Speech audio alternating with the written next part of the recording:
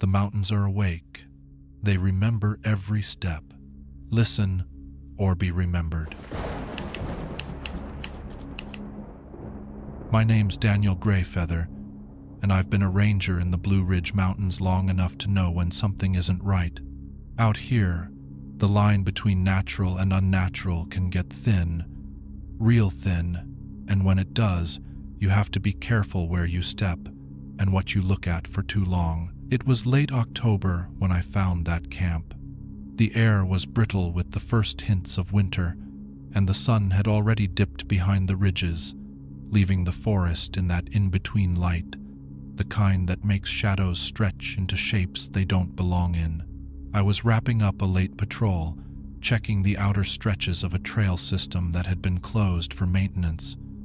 We'd had reports of hikers ignoring the closure signs. By the time I was making my way back toward my truck, the forest was quiet. No crickets, no owls yet, just the sound of my own boots crunching over the leaf litter. Then I caught the faint scent of wood smoke. It didn't belong there. That section of forest was well off the public routes, and the official campsites were a good 4 miles away. I followed my nose, stepping off the trail and heading downslope. The smell grew stronger, threaded with the faint warmth of burning pine. I saw the light before I saw the camp itself, a flicker of orange between the trunks, steady enough to be a fire. I slowed, keeping my flashlight off. If someone was camping illegally, I wanted to get a look before they spotted me.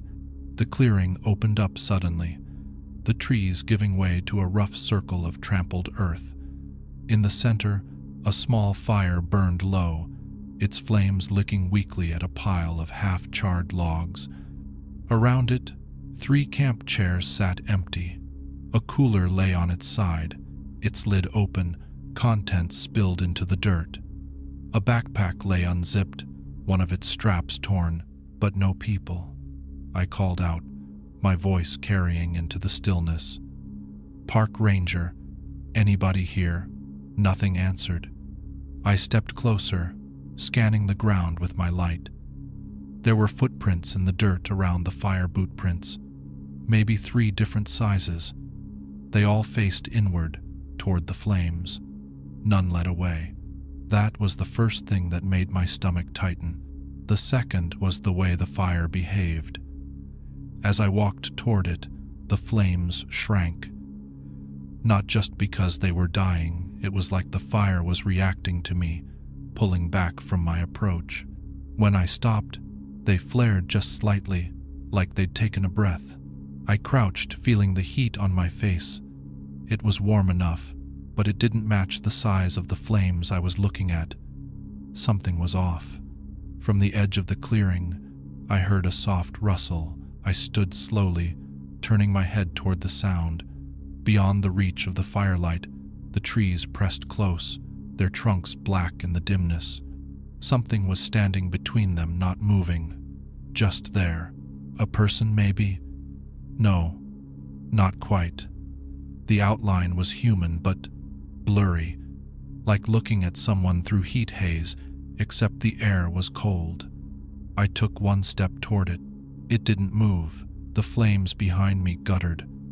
I glanced back. They were half the size they had been, as if someone had thrown a wet blanket over them. When I looked toward the trees again, the figure was gone. The wind picked up suddenly, swirling ash from the fire into the air. The smoke stung my eyes. I circled the clearing, scanning for signs of the campers. The footprints still stopped at the fire. A few personal items lay scattered: a tin mug, a headlamp, a folded map. The headlamp's batteries were fresh. That's when I saw the second figure. This one was across the clearing, barely visible in the dark. Taller, shoulders sloped, head tilted like it was studying me. No face, just that shimmering distortion in the shape of a person. The fire shrank again. The shadows pushed closer, the ring of light narrowing around me. I'd seen enough. Whatever happened to those campers, it wasn't something I was equipped to handle with a flashlight and a radio.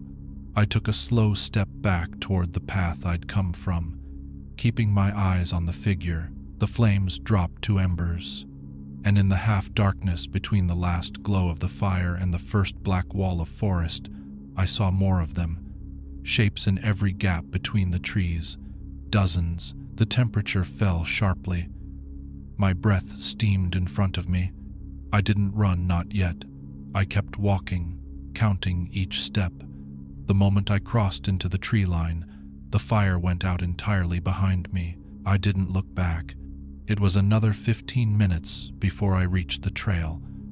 The forest seemed to breathe again, wind in the branches. A distant owl. I made it to my truck without incident, but the smell of smoke clung to me the whole drive home. I went back the next morning with another ranger. The clearing was there, the fire pit cold, the gear gone. No footprints, no ash, just bare earth. I've been out here long enough to know that the mountains keep their own stories, and sometimes they take the people who try to write new ones. If you ever come across a camp where the fire burns but no one tends it, leave it alone. And whatever you do, don't look too long into the dark beyond the flames. Subscribe, like, stay safe, or ignore it and see what follows you home. My name is Elias Two Rivers, and by the time this happened, I had already learned to stop arguing with the mountains. You can bargain with a flash flood or bully a black bear off a trail if you're loud enough, but there are places in the Blue Ridge that don't care who you are or how many patches you've got on your jacket. They'll let you pass if they feel like it, and if they don't, well, you won't hear about it from me, because I won't be here to tell it. 3 days after the hollow tree, the office handed me a different kind of problem. 2 anglers who swore a low section of the Pigeon's South Fork was talking. They'd been packing up their gear at dusk when the river called a name. Not theirs, not anyone they knew. It was a common enough name that I didn't write it down. People hear things at water after a long day and a couple nips from the flask. But the anglers had left their tackle where it lay, jogged the 2 miles back to the dirt lot, and drove straight to the ranger station with that look I've come to recognize. Scared, sober. "I know what I heard," the older one kept saying. "My granddad stuttered, and when the voice said it, it stuttered the same way." I took the report, thanked them, and told myself I'd spend an hour hiking the bend to make sure nobody had set a speaker out there to spook tourists. We'd chased off enough pranksters setting trail cams with cheap Bluetooth speakers to make a policy.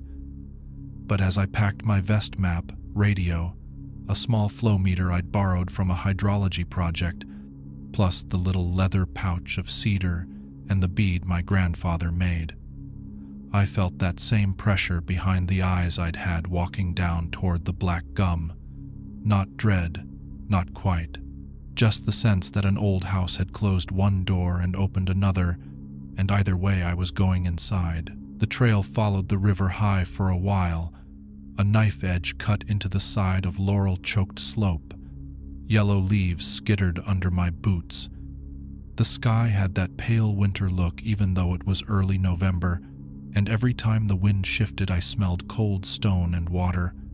The Pigeon's South Fork was loud in places, but the section I was headed for turned slow and sullen between rock ribs before gathering again for a shallow drop. I've seen otters there, and once a black bear stood hip-deep and slapped at the water like it had lost its patience with fish entirely. I signed the log at the trailhead, no vehicles in the lot but mine, and started in. The forest kept easy company for the first mile, chickadees scolding, a woodpecker far down slope drumming a steady beat, the river's constant hush like breath under conversation. When the trail pitched toward the water, the temperature dipped a few degrees, and the smell of fern and wet mica got into my sinuses the way it always does near granite. All ordinary. All the kind of details you could put on a postcard without lying. At the bend the anglers had marked, The ground leveled into a sliver of cobble beach the size of a porch. Birch roots combed the bank. Across the river, the opposite slope rose sheer. A cut cliff of blue-gray rock shot through with seams of white quartz like lightning caught and buried. The river itself split around a low island no bigger than a pickup, then rejoined with a lazy swirl that looked calm from a distance and would roll you like a barrel if you stepped wrong. I dropped my pack, took a long moment to stand still, and listened. The first time I heard my name at the river, I didn't believe it. Not here, not now. I told myself I'd heard the angle of wind through the laurel or the hollow of a stone. But it came again, thin, more suggestive than spoken, braided with the sound of water over rock, stretched out like someone saying it from another room. Elias. I didn't move. A man can lose his footing turning to meet something that isn't there. I let the sound present itself 3 times before I answered the way I was taught. "You have me mistaken," I said to the river, quiet and even. "I'm here on good business. I'm not calling anyone, and I'm not being called." The river kept breathing. The name didn't return. Instead, the loud portion of current beyond the island softened a notch, the way voices drop when a new person joins the circle around a fire. I stepped to the edge of the cobble and watched the flow as if it were a wild thing, because it is. Spray blew, and the cold put tiny needles in the soft skin inside my nose. I walked the margin 50 yards upstream and back, looking for fishing lines snagged in branches, for a cell-sized speaker tucked under a rock, for any sign of boot prints. Nothing. The beach held only my tread. I crouched and set the little flow meter in a fast run between cobbles. Its paddle clicked, cheerful and oblivious. 2 readings later, I had a number I could put in a report. That's when the river said my name again. This time it came out of the slow water directly in front of me, and it didn't sound thin. It sounded like a voice carrying clean across a gymnasium. The same syllables that have followed me my whole life, my mother when I came in late, my grandfather when he wanted to be sure I was listening, my own voice when I introduced myself to someone I thought I might love. But the weight of it was wrong, like a face you almost recognize until it smiles. And then you realize you've never seen that smile before. I stood. "Not me," I said. "Not here. Danny L." The river broke the name into 2 drops, letting the second strike like a slow drip from a cave roof. It wasn't a threat. That would have been easier. This was invitation. River voices carry a habit of offering. They will say, "Come cool your feet to a child," or "Grab a quick bath to a tired hunter." I have known too many dead who heard those offers as permission. I backed 1 step off the cobble and onto the mat of laurel roots. The water's tone changed. What had been a steady hush threaded with a high, glassy chatter now ran darker, as if someone had put a blanket over half the sound. "Danny El Grey Fee Thur," it said, closer to right, closer to what a person would make of my name, then wrong again at the end. The last syllable stretched and thinned until it sounded like wind in a bottle. It would have been a good time to leave. I did the thing I knew better than to do. I walked closer to the bank. 4 feet from the water's lip, the air turned, noticeably colder. River cold is different from mountain cold. It's a wet grip that gets into the hinges of your fingers. The current directly below me didn't look any different than before, but I felt the same pressure at the base of my skull that I had felt at the hollow tree. The gentle thumb a place lays by your ear when it wants you to hear it above every other sound. My radio hissed on my shoulder. I didn't touch it. The river spoke through the radio, no voice, just the sound of water contained, as if somebody had taken a handful of the current and pressed it into the little speaker. Then, layered under that, the breath pattern of my grandfather when he used to nap in his chair at dusk. If you know the sound a man makes when he sleeps content, you'll know that it's distinct. That sound came out of my radio, one breath, then another, and the river put my name onto the exhale. I stepped back onto the roots. "No," I said. I wasn't saying no to the river. Rivers are not people. They do not take no for an answer. I was saying no to what might be in the river, or behind it, the way a person can stand behind a curtain and let the light make their outline while they keep their eyes hidden. "No," I said again, and finished the prayer under my breath. The pause that followed was long enough. I could have convinced myself I'd been alone the whole time. Then the river spoke in a voice that was almost my grandfather's. Not the words, those were wrong again, syllables out of order, a sentence like a picture torn and taped back together, but the timing, the laugh before the punchline, the you use when you want the listener to lean forward. I felt my chest go hollow and every muscle in my back coil. Grief is a door. If you open it too fast in a place like this, you'll step into a room you cannot get back out of. "I hear you," I said, "even the way you say it to a kid you don't want to spook. I hear you, and I'm not staying." The water gathered, like a breath pulled before a shout. I waited for the shout and got a sentence instead, spoken in a low register that fit my own lungs too neatly. "You left him." The ground under my feet stopped feeling like ground. There are stories I keep out of my mouth on principle. You don't throw them around to earn sympathy or daring. But I had been 19 on a river that looked calm from the bank and turned out to have holes under it deep enough to take a body like a pocket takes a coin. We went in 3 and came out 2. I have carried that arithmetic across the last 20 years without once letting the mountain do the tally for me. "You don't know that," I said to the river, though I understood instantly that it did. Not the fact, exactly, but the shape of the wound. Maybe it had tasted it on my breath. Maybe it had listened from 10,000 little mouths along 100 miles until it figured out which syllable went where. The current below me tightened into rope. The surface smoothed into a shine as if the skin of the water had been pulled taut by hands. My name rose again from that skin, and then a little detail no one could have guessed. The song my mother had used when I was small to call me to the yard at dusk. She'd made it up and never sang it to anyone else. A chain of 3 notes that fit my name and no other. Those 3 notes came out of the water, drawn through gravel and over stone, until they sounded like a voice scoured by cold. The river offered them like a gift you should not take, the exact sound of being 7 and running home. I stepped back so fast I caught my heel on a root and sat down in the laurel. The cold got into the seat of my pants like ice.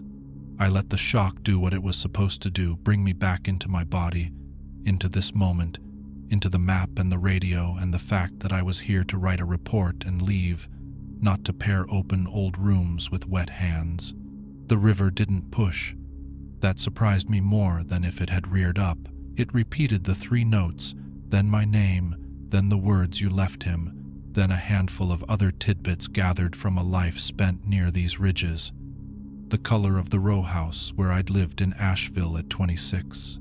The sound my boots make on hemlock needles when I'm trying to be quiet. The way my grandfather hummed the same hymn whenever he sharpened a knife. None of those things would convince a stranger. All of them together felt like hands arranging a set of tools before taking a clock apart. I put the cedar sprig from my pouch on my tongue and let a little of the taste fill my mouth, the way my grandfather taught me. "We all go to pieces on the day we die," he'd say. "Until then, keep the pieces where they belong." I breathed through my nose, slow and metered. Then I did something I hadn't planned. I lowered my voice, stepped right to the bank, and spoke to the water as if it were a neighbor leaning over a fence. "You're a good river," I said, out loud and honest, because it is. It carries trout and otter and silt, and all the stories of the hollows like a patient mule. You've fed my people and my neighbor's people from before English. I'm not here to starve you or fill you. I'm here to make sure you're not being used for a trick. Silence. Then the river did something rivers do when they are just and only rivers.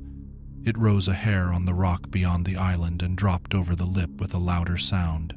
In that louder sound, I heard nothing but water. Under it, the other voice gathered again, and jealousy or hunger, it's hard to tell the difference out here, twisted the cadence. Stay, it said, no longer using my name. Stay, stay, stay, each repetition stretched thinner, like a reed pressed through closed teeth. I'd had enough. I collected the meter, back to the trees, and turned my shoulders to the water so I wouldn't have to keep seeing the place where the voice seemed thickest. As I climbed the first short pitch back to the trail, the river said one more thing, soft, almost friendly, like a hand on your sleeve when you've said goodbye, and someone thinks of one last thing to keep you. You will come back. I will not, I said, and kept moving until the sound of the bend blended into the next set of riffles upstream. Back at the truck, I wrote the report I could carry into a meeting. Investigated claim of prank noise on South Fork. No devices found. Flow normal. Anglers may have misidentified cross-channel echo. Recommend signage about hazards. Do not approach low island due to slick rock. I did not add, the river knows my name now, and I fear I spoke too much where it could listen. I did not add. It said I left him, and it sang my mother's call, and I am not going back there alone. That night, the sound of water came from places in my cabin where there is no water. Not a leak, just the particular hush of moving current tucked into the old boards like it had been tracked in on my boots. I set a pan on the stove to simmer cedar and let the steam climb into the rafters. Around midnight, my radio breathed twice and then lay still. I thought I heard the 3 notes of the dusk call from somewhere down the road, but when I opened the door, the yard was empty and the stars were cold and patient and far. 2 days later, a field tech from hydrology stopped by my office looking like she had misplaced a tool she wasn't supposed to be using. She'd left a temperature logger strapped to a submerged branch at the bend for another project, she said, and something had pulled it off the line. Could be a deer, she said, not believing it. Could be kids. She asked if I would go with her to reset it. I told her to bring another person and that the rocks near the island were slick as oiled glass. I looked at my calendar and found a reason to be on a fire break 20 miles away. I won't say I've stayed away from the river since. That would be a lie, and I don't lie when the mountain might be listening. I go where my job takes me. I carry cedar. I keep the bead at my collarbone. I do not answer if I hear my name spoken where there is no mouth. And if I have to work that bend again, and there's no telling I won't, I'll bring 2 other people and the good quiet, not the scared kind. I will not go alone. If you come to a river in the Blue Ridge, and the water sounds suddenly like words from a room in your memory, honor the river and get away from the bank. There are things that live in our names the way eels live in undercuts. They will present you with the exact sentence you have always wanted to hear, or the exact accusation you have always feared. That is not kindness, that is bait. The river is innocent. The mouth behind the water is not. My name is Nathan Black Fox, and I've learned there are 2 kinds of trails in the Blue Ridge, the ones you can see on a map, and the ones that are only there when you're not supposed to find them. This started the morning after the camp with the dying fire.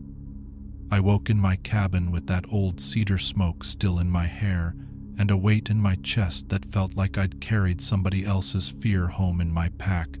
I brewed coffee, stepped onto the porch, and listened. The mountains were quiet in the way they get right before a weather change, birds low, wind holding back.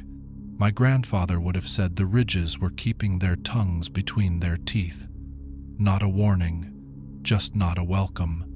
I almost called in sick. Instead, I put on the uniform, slipped the carved bead he made me onto the leather thong around my neck, and headed out to check a maintenance closure along a disused fire road. There'd been illegal camping in that sector earlier in the season. I told myself it was just that, hikers being stubborn, the kind of problem I was paid to handle. The road ran the spine of a long ridge, climbing and falling like a tired heartbeat. Frost silvered the grass in the ditches. A thin skin of ice crackled over brown puddles veined with leaves. The sky was brittle blue. I walked until my ears warmed through and my breath no longer showed. There were bear prints in the soft spots and deer trails stitched across the slope, but otherwise it was clean, no fresh boot treads, no bicycle ruts. I turned to head back and saw the mark. 3 vertical cuts, a finger's width apart, crossed by a single horizontal. It had been carved shoulder high on a young poplar with something sharp and steady, fresh. The pale wood was wet where the sap had bled and then frozen. It wasn't any blaze we used. It wasn't initials or boredom. It felt careful, like the person who made it had practiced. I touched the outer cut with my glove, and the cold sank through the leather to the knuckle. The air around that tree felt a degree colder than the air a foot away. I took a photo for my report and kept walking. 20 paces later, I found another. Same height, same depth, same hand. It pointed downslope into a draw the sun never finds in winter. You spend enough time out here, and you learn that some hollows don't want company. It's not superstition, it's pattern. The way sound dies before it reaches you. The way your boot sinks a little deeper than it should. The way you start talking softer without meaning to. I told myself I'd follow the marks just to see where they went and then note it for the crew. 200 yards, one quick look, then I'd be out. The hillside tilted under my feet, leaf slick and treacherous. The forest changed a little with every step, less oak, more hemlock, less sun, more breath that tasted like wet stone. Squirrels went silent. A woodpecker stopped mid-beat and didn't start again. I found the 3rd mark on a beech and the 4th on a black gum so thick my arms wouldn't meet around it. The 5th wasn't on a trunk at all. It had been cut into a boulder, thin and precise, as if the knife hadn't met any resistance. That's when I knew I wasn't following trespassers who needed a ticket. I was following something that had time and intention, and it wanted me to keep going. I started to say the first line of the travel prayer under my breath, the one my grandfather drilled into me for old places. Not begging, not bargaining, just respect, offered forward. The cold slipped under my collar like a wet finger. The terrain flattened into a shallow bowl carpeted with a moss so green it looked wrong for November.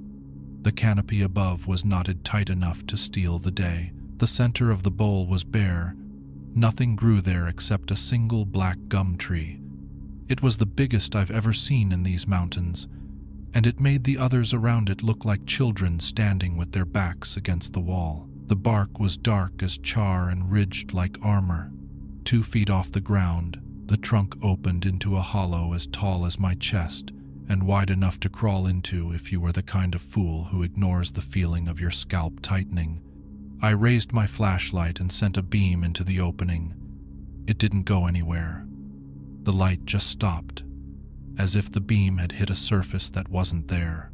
I angled it, trying to catch a texture, a corner, anything. The tree gave me back nothing. No shine, no grain, just an absence so complete it made my eyes water. Carved into the bark around the mouth were more marks. The 3 lines and a cross were there, but so were spirals, rings, notches that resembled tally marks stretching up and around. Some of the cuts were swollen from age, edges darkened and smoothed by time and sap. Some were knife-sharp. There was another set I didn't recognize, 4 shallow grooves very close together, repeated in neat rows. Finger width, claw width. The spacing was too regular for accident. Cold air leaked from the hollow in breaths. It smelled like something that had been wet too long, stone and copper. Not death, not rot, the kind of cold that sits in old wells and abandoned cellars. I crouched and listened. At first, all I heard was the little movements in my head, the blood, the shift of jaw muscle, the grit in eyelashes. Then something tangled out of the silence. A voice, not words yet, the rhythm of speech without the sense of it. Like listening through a wall while someone on the other side is telling a story with their mouth full of water. The breath I'd been holding clouded the air and drifted into the hollow. The temperature dropped 1/2 degree in that second. I felt it on my cheeks.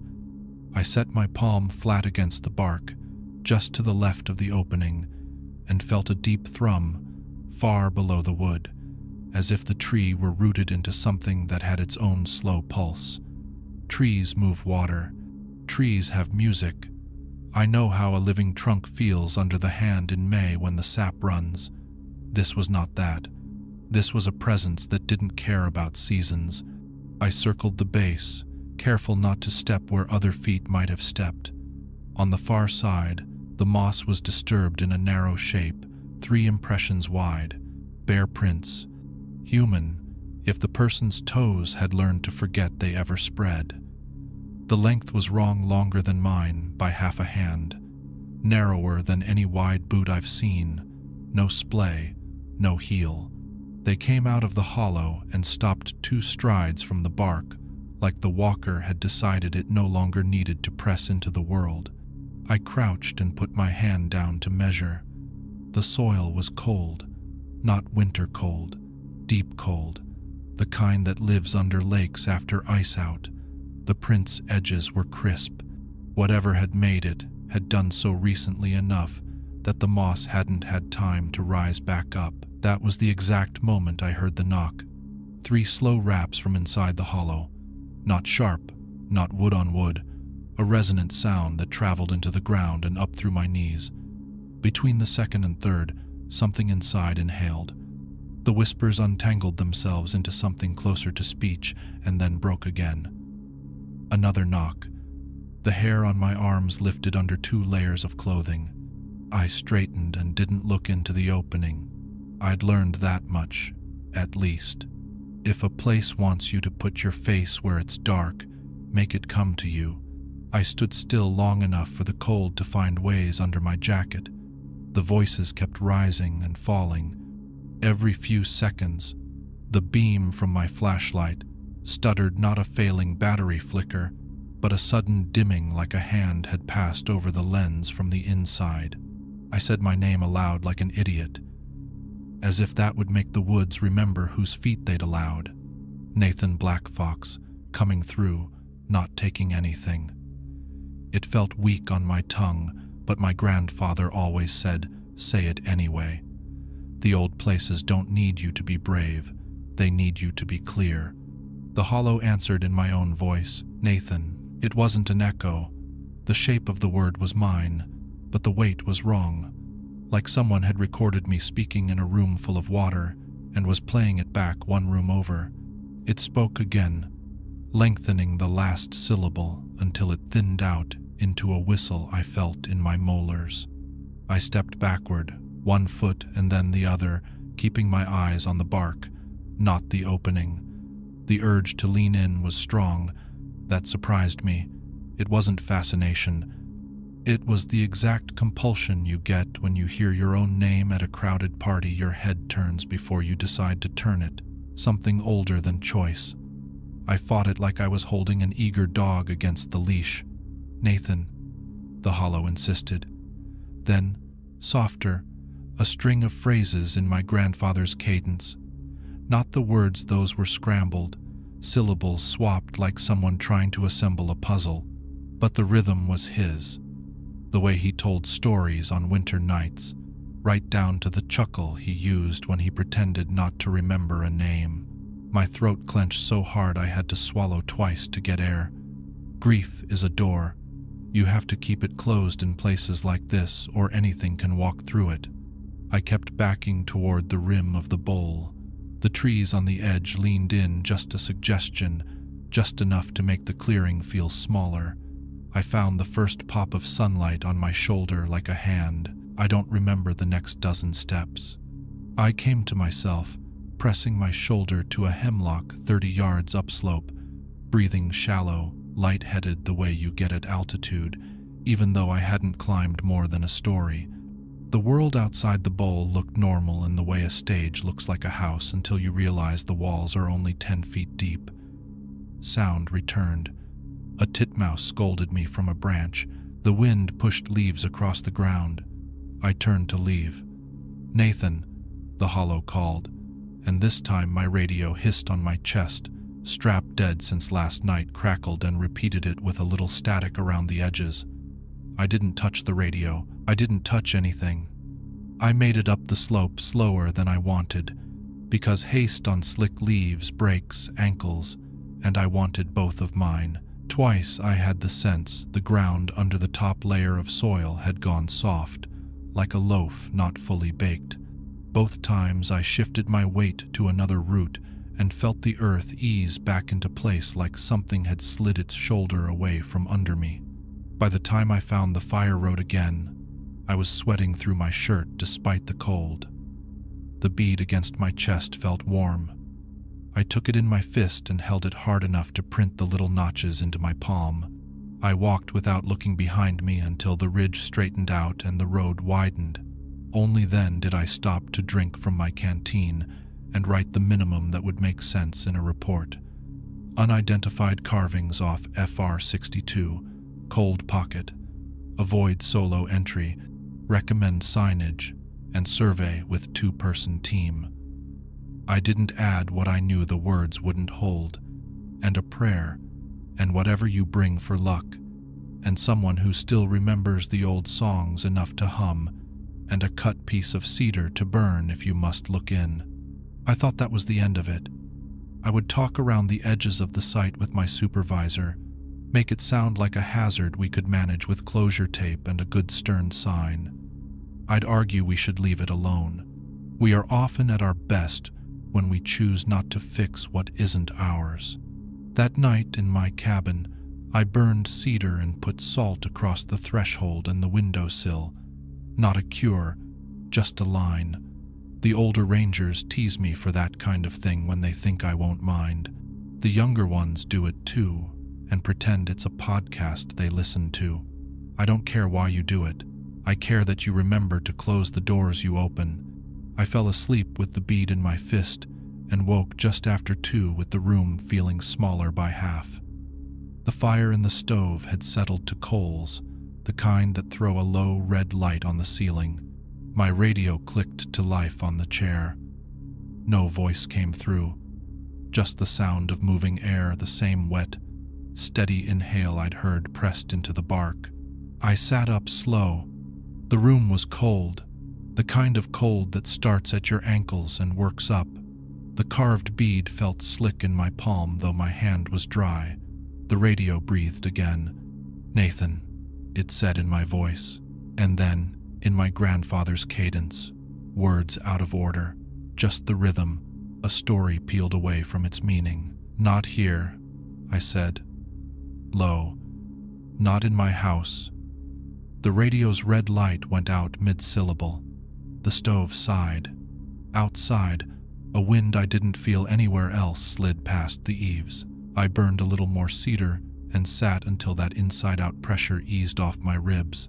I took a personal day and drove to Big Cove to see my great-uncle Raymond. He's not the kind to talk much anymore. Words have to travel too far through him to get to me. I don't go asking for tales like "gimme candy." But he looked at the bead in my hand, and then at my face and said, "Tree?" I nodded. "Gum?" Another nod. He picked up one of the old field knives from the table and traced a 3-line, 1-line cross into the soft wood there without touching it. The mark appeared, light as a scratch but clear. "Not ours," he said. "Older than ours. Like a mouth." He looked past me, toward the mountain light, and his lips pressed together the way they do when he's deciding whether I already know the answer, and he's just making me be brave enough to say it out loud. "Don't feed it." "I didn't," I said. Then it spoke in my voice. He made the face he makes when a baby says their first word, half pride, half worry for what it'll say next. Then it heard your breath. He tapped the bead. "Take this when you must go where you shouldn't, and cedar, and the good quiet, not the scared kind, the kind that says, 'I know you, and I won't be foolish.'" I drove back when the clouds had thickened and the ridge looked like a sleeping back broken into humps. At my cabin, the salt line at the door had gathered a little moisture and clumped. The radio was off. The stove was cold. Everything smelled faintly of cedar and metal. I filed the report with my supervisor the next day, exactly as I'd written it on the road, because there are things you can't say in the office without people hearing more or less than you mean. He nodded, made a note, and said we'd flag the sector sensitive and send a 2-person team come spring when the footing was safer. I said, "Send 3. Before I could stop myself. He squinted. "Coyotes?" "Worse footing than it looks," I said. "Steep." He shrugged, wrote 3, and moved on to the next line item. I still had half my shift left. I drove the fire roads farther down the spine and checked culverts for blockage and listened to the day go about being a day. At lunch, I opened my pack and found, at the bottom, a strip of bark I hadn't put there, black gum, by the ridges, no bigger than my 2 fingers side by side. It was still damp, as if it had been peeled that morning. My name had been dragged through the cambium in messy, shallow cuts, not with a knife, but with 5 little lines, as if someone had 4 fingers and a thumb, and didn't care which made the mark. I put it back in the pack and took it out of the mountains with me. I didn't throw it in the trash. I didn't burn it.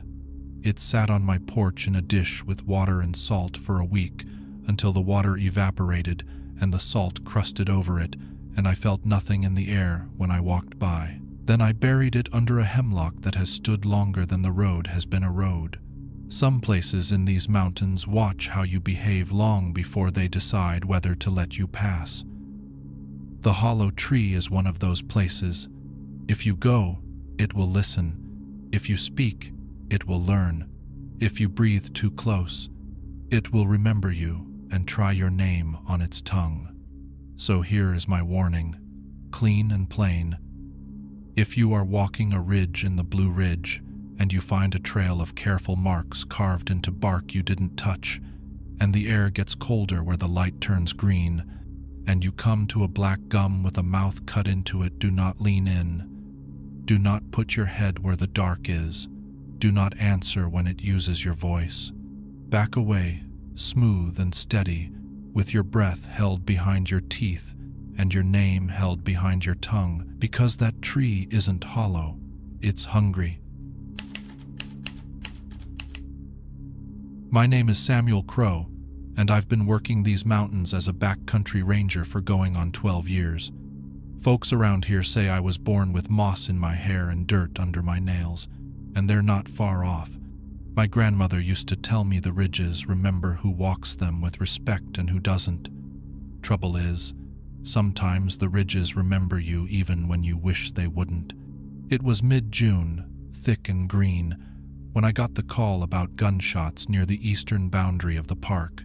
That stretch of the Blue Ridge is closed to hunting year-round, and most people know better than to test that rule, but every now and then, someone gets it in their head that the rules don't apply to them. The caller was a trail runner breathing hard. Spooked, said he heard 3 reports echo out of a hollow he didn't recognize off the fire road.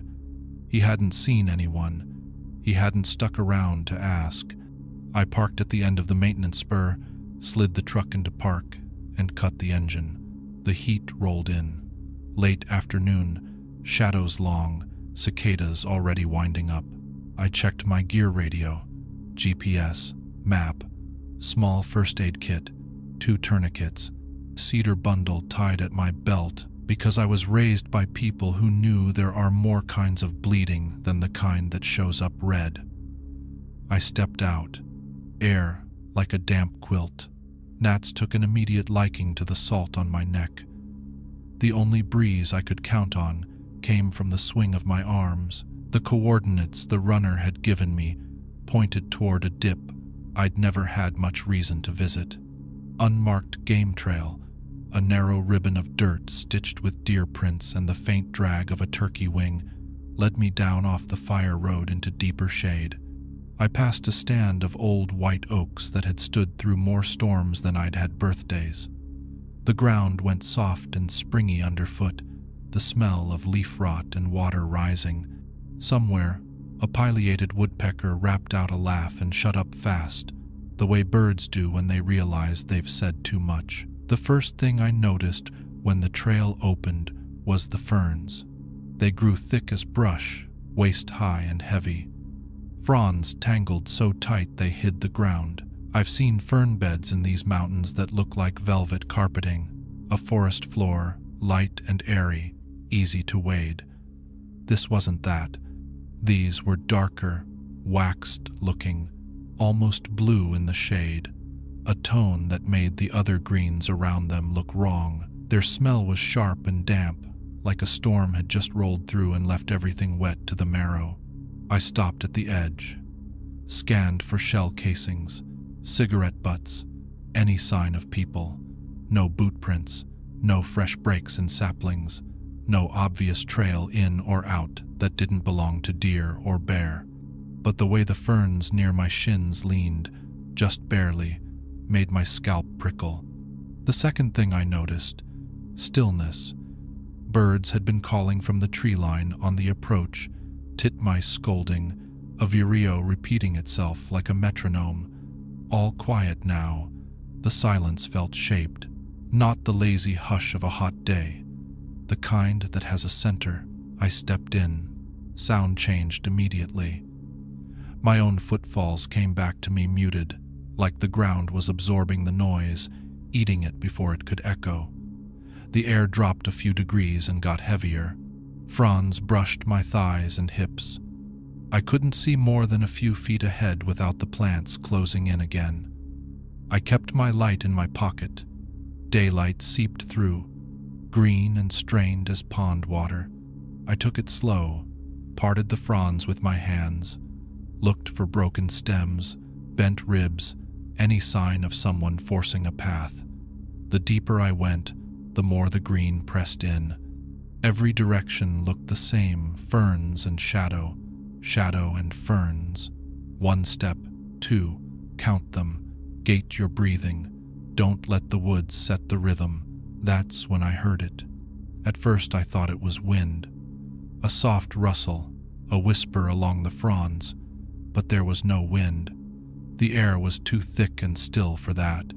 The sound wasn't random, it had rhythm, cadence, not words I could catch, just the way words are shaped by mouths, pressed down to sibilance and breath. I froze, tilted my head. The whispering seemed to come from everywhere at once, 100 tiny voices just out of sight. I could have sworn I heard Cherokee in the murmur, old syllables worn down by time, but the scraps were too broken to make a sentence. It put my grandfather in my head so fast my chest went hollow. Samuel. My name slipped through the noise so softly I would have called it imagination if it hadn't carried the exact cadence my father used when he was trying not to spook a deer. I turned in a slow circle. The sound shifted with me, always at the edge of hearing, always just behind the place my eyes could land. Echo, I told myself.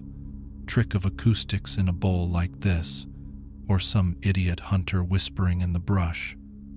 I set that thought on the table like a card but didn't bet on it. The hair on my forearm stood up. each one a little needle of certainty. I pushed forward another 20 yards, careful where I stepped. Ferns hide ankle breakers, and I had no backup in shouting range. The whispers followed, sometimes rising to the lip of words, sometimes falling back into leaf talk. Sweat trickled behind my knee and dried cold. Then the voices began to layer. What had begun as one or two became many. Dozens, it felt like, overlapping, weaving, so I couldn't tell if they were speaking to me or to each other. A call and response with no main voice, the sense of a crowd you can't see. "Samuel, come deeper." That one came clear. Higher now. Urgent, like a hand on your sleeve. The urge to obey landed somewhere stupid and primitive between my shoulder blades, a reflex older than the reasons I carry a radio. I stopped, let my right hand drift to the small cedar bundle at my belt, a habit I don't apologize for to anybody. "I'm here on work," I said aloud, keeping my voice steady and low. "I don't mean trouble." The chorus shivered through the plants. Whispering sped until it braided into something like a hiss. Then it cut off all at once. The quiet was worse. Another step. My boot sank into mud, a soft kiss of suction around the ankle. I looked down and realized I'd been walking downslope the whole time, into a shallow basin I hadn't noticed. The ferns here rose to my shoulders. Their smell changed stronger, with a metallic edge, the way your tongue tastes when you bite it by accident. I crouched to check the ground for tracks and saw something pale tangled in the roots. A curved length of something that at first looked like stick, then bone. Jawbone, human. Old, weathered, stained green along the edge where it had lain in the wet, but teeth still in place. A flood of details arrived all at once. A molar with a silver filling, a chip on an incisor, a tooth worn flat in the way poverty wears teeth. I rocked back on my heels hard enough to splash mud. The chorus returned, louder now, pressing in from every direction like steam through the seams of a tent.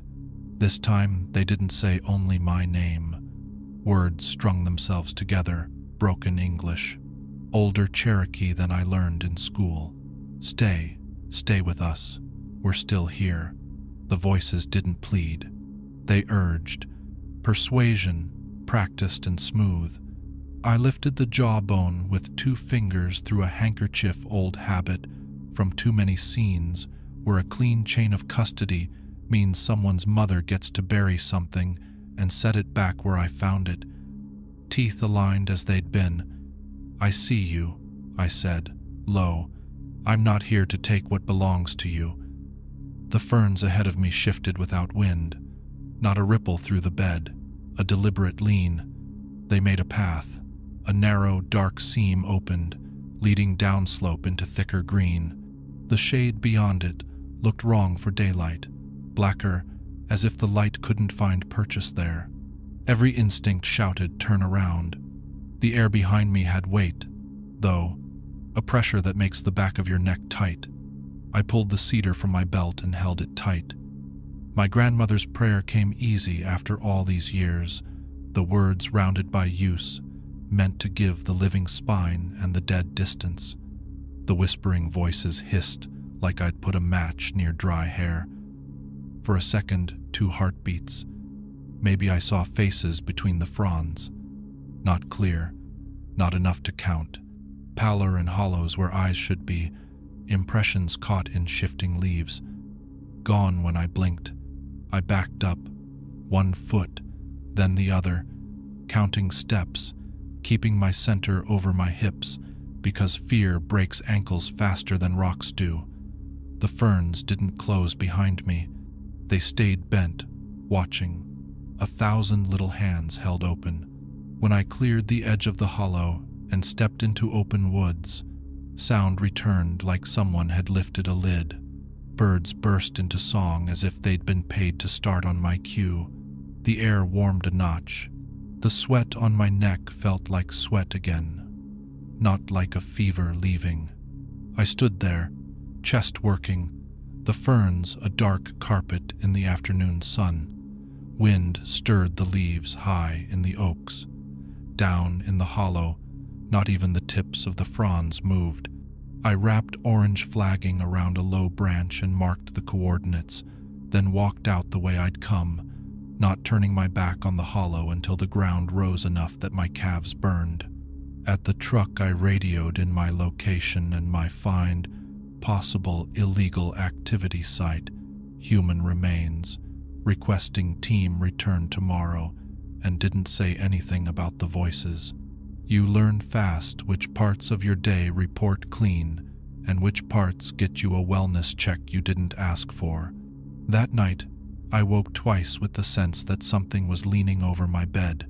Not a dream, those leave strange corners in the mind. This felt like a room with too little air. Both times I lit cedar and let smoke crawl the baseboards. You don't have to believe in it for it to work, my grandmother used to say. You just have to know which door you're closing. Morning brought two other rangers. Nora Flint, short and built like the stump of a lightning-struck hickory, and Chris Mercado, who moved quiet for a big man. We hiked in early to beat the heat, carrying a body recovery roll, small shovel, evidence bags, the kind of kit you bring when you don't know whether you'll need a coroner or a lecture for some kid who brought a deer skull home and then got scared. At the edge of the fern bed, I warned them about footing, warned them about sound. Neither laughed. We clicked our radios to a private channel and kept chatter minimal. Nora took point with me. Chris lagged 10 yards behind to play tail and eyes. Odd bed, Nora said, frowning at the plants. Wrong color. Wrong smell, I added. We stepped in. The silence came like a hood lowered. Nora noticed it in the angle of her head and the way she breathed out tight. Hear that? She whispered. I hear what's missing, I said. We moved careful, making only the noise we had to. I went straight to where I'd marked the jawbone with a small triangle of sticks. The ground there was dry, as if someone had turned the earth with a slow hand all night. The jawbone was gone, no impression where it had lain, the little stick triangle undone like children's mischief. Nora sketched invisible lines in the air with 2 fingers. You sure this is it? I'm sure, I said. I crouched to check the roots again and found only the fuzz of new green. I straightened and felt the first brush of whispering against my ears. Samuel. It was my name this time too. Thin, slid sideways, as if the sayer had forgotten how to make the shape. Nora's eyes snapped to mine. Did you? Yeah, I said, and choked off the part where I'd say keep your mouth shut. Don't let it find your voice. Chris, 10 yards back, stopped dead. Something just... He let the sentence die like a man who'd realized saying the obvious gives it weight. The whispering layered quickly, the way it had before, one voice becoming many, each one a small blade stropped to an edge on green leaves. A trick this time. The voices picked up Nora's cadence, then Chris's, then braided them with mine until the space around us sounded like a conversation we weren't having. Nora swallowed and made the sign of a cross so small I wouldn't have seen it if I hadn't been looking at her hands. Don't talk, I said, quieter than quiet. Let it tire itself out. We stood for a long breath. The voices didn't tire. They multiplied. Words bubbled to the surface. Stay, down, here, with us. Then Cherokee syllables in an old pattern I have only heard in songs sung for people who never came home. The prayer that sets a name down so it will stop walking the house at night. I felt something like grief and something like anger, and recognized both as tools, not orders. I kept them on the belt and looked at the plants instead. Each fern frond had a slight tremor only at the tip, as if touched by static. No wind moved. The smell sharpened around us until my tongue went copper. We're leaving, I said, soft, not to the rangers, but to the place. We've seen enough. A seam opened in the ferns to our left. Not where we'd come in. A new route, slanting sideways into darker green. The sweetness of rot rose from it. Something knocked once, far below our feet, a sound you get when a hollow space shifts under a load. Chris lifted his radio to mouth level, rethought, lowered it. Nope, he breathed. We backed out.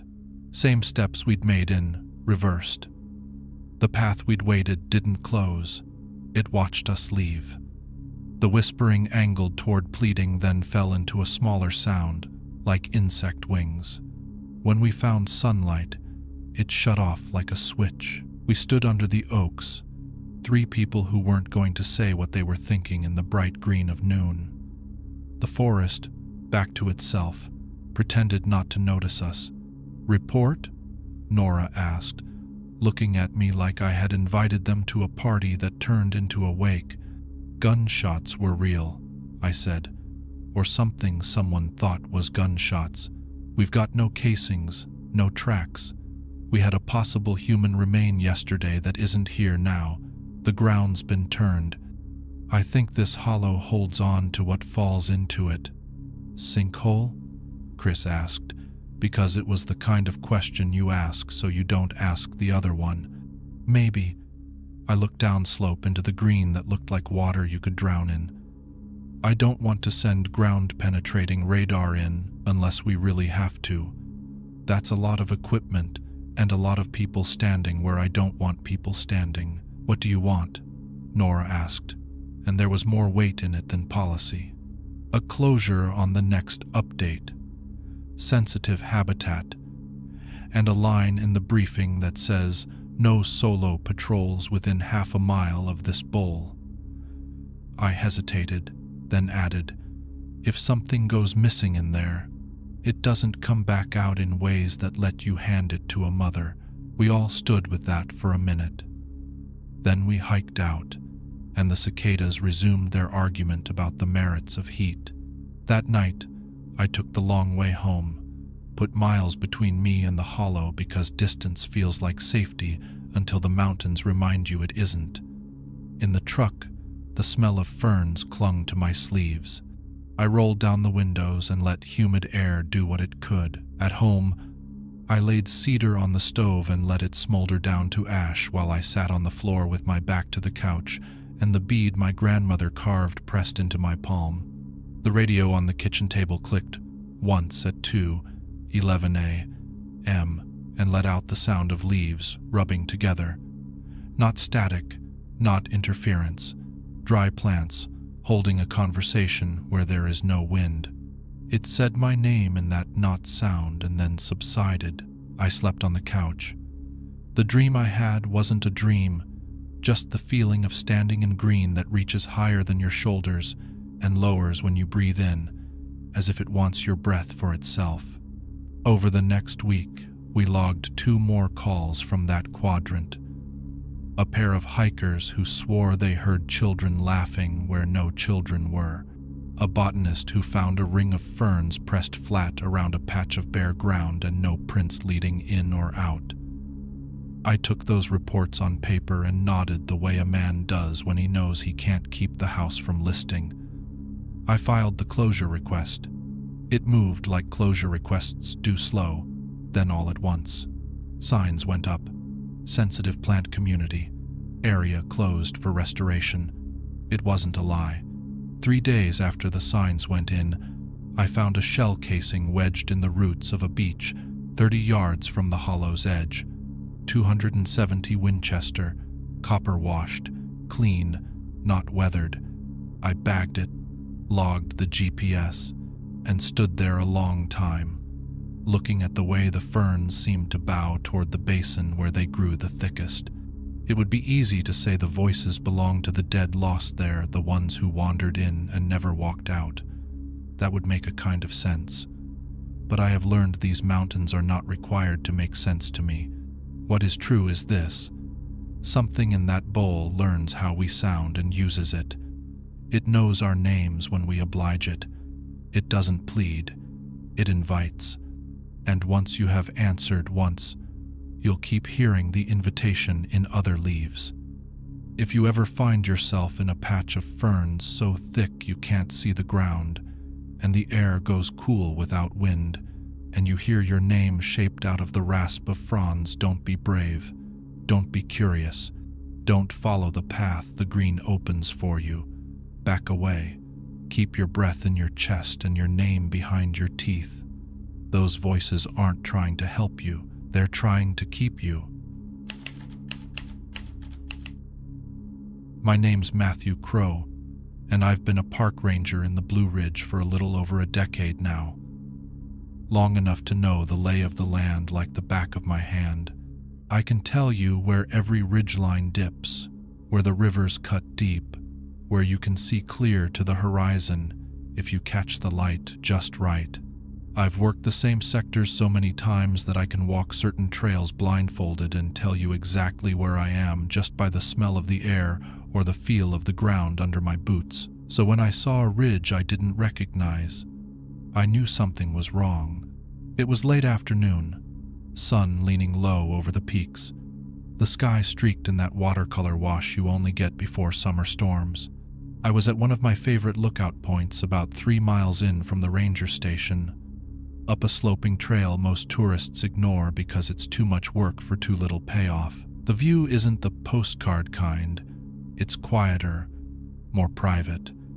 Old friends, 3 soft-backed hills in the foreground, a shallow saddle beyond, then the hazy, blue to gray run of the range, like a sleeping animal's spine. I've been coming to that spot for years, and I know every hill, every rise, every tree line in sight. But that day, just beyond the far tree line, there was a ridge I'd never seen before. It was darker than the surrounding hills, almost black, with a sharp silhouette against the orange-pink sky. Steeper too, like it hadn't been worn down by time the way the rest of the Blue Ridge had. It just rose, abrupt and jagged, where nothing should be. I stood there a good 5 minutes, trying to place it, pulled out my map. The USGS quad for that sector is dog-eared from years of use. I could trace those contour lines from memory. There was nothing in that direction but low folds and mixed hardwood forest. No ridge, no peak, nothing that matched what I was looking at. Sometimes the light can play tricks. Distant thunderheads can stack just right. Shadows can make a hill seem taller. But this wasn't that. This was solid, and there was a tickle between my shoulder blades I couldn't scratch. I glassed it with my binoculars. The lenses cut the heat shimmer and pulled the thing close. A steep face plastered with what looked like charred spruce, scree fans where no erosion should be, a dark notch like a gash near the western flank. The angle was wrong for this country, too abrupt, too raw, like a young tooth pushed through a mouth of worn molars. I checked my GPS just to humor myself. Same coordinates I'd logged a dozen times from this rock. I took a bearing, 178 degrees. I snapped a phone photo for scale, a little dot of ridge against a lot of sky, and frowned at the screen. The camera flattened the world. The ridge looked smaller there, less real. But when I lowered the phone, the thing was back to the same unnatural weight on the horizon. So I decided to hike toward it. As the crow flies, maybe 5 miles, on foot, through this country, more like 8 or 9, the trail doesn't care what you want. I marked my position on GPS, noted 178 degrees in the little Write in the Rain notebook I keep in my chest pocket, folded the map, and started down the narrow game trail that would put me in the right general direction. The air was thick, humid in that way that makes your shirt cling, and the storm on the horizon felt like it was holding its breath. For the first couple miles, I kept catching glimpses of the ridge through breaks in the canopy. It was always there, looming darker than it should against the bright sky. its angles all wrong compared to the soft folds of the other mountains. I'd pick a landmark, a white snag, a stone outcrop, aim for it, and walk. The woods smelled like wet iron and crushed fern. A hawk sawed the air over my head and banked away, but the closer I got, the farther away it seemed. It's hard to explain unless you've experienced it.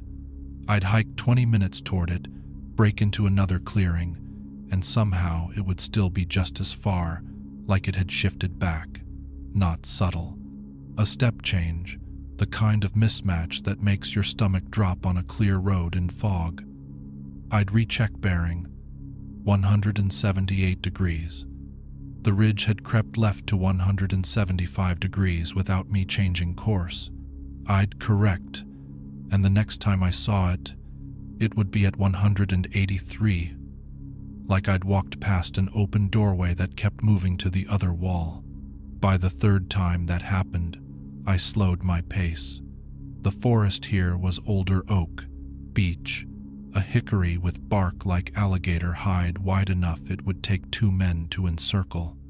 The undergrowth thinned to leaf litter and occasional rhododendron clumps. The air cooled. The insects slackened and then fell quiet entirely, the way a room does when someone important walks in. Every so often, I'd stop and check my bearings. The compass needle jittered, then settled. The GPS hiccuped, dropped signal, reacquired, showed my position just slightly different every time I checked it. Clouds climbing from the west turned purple around the bellies. The wind never made it down into the fold where I walked. The ridge was still there, watching me. That's the only way I can describe it. It wasn't just sitting on the horizon anymore, it was angled toward me, not physically leaning, but oriented. It made me feel small and uninvited, like I'd stepped into a yard where the dog didn't bark because it didn't need to.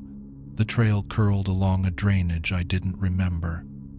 I crossed it on a moss-slick log, told myself I'd turn around at the next high spot and get onto the radio with a, "Hey, what's the weather doing?" excuse, and kept going because stubbornness is a hell of a drug. By the time I'd been hiking nearly 2 hours, the light had shifted from gold to bruised lilac. Shadows stretched long and deep. The cool in the hollows began to feel like cold. I should have turned back then. Instead, I told the itch between my shoulders to shut up and pushed on, and that's when I realized the ridge wasn't just keeping its distance, it was moving. I crested a knoll and stepped into a small meadow ringed with laurel. I had a clear shot at the horizon. The angle of the line had changed. The ridge was no longer a far tooth across a valley. It was closer. A lot closer, maybe a half-mile away. The trees in front of it weren't trees I recognized. I could make out individual snags jutting at the skyline like broken fingers. I stopped cold. My breathing sounded too loud. The insects had gone to ground and taken the birds with them.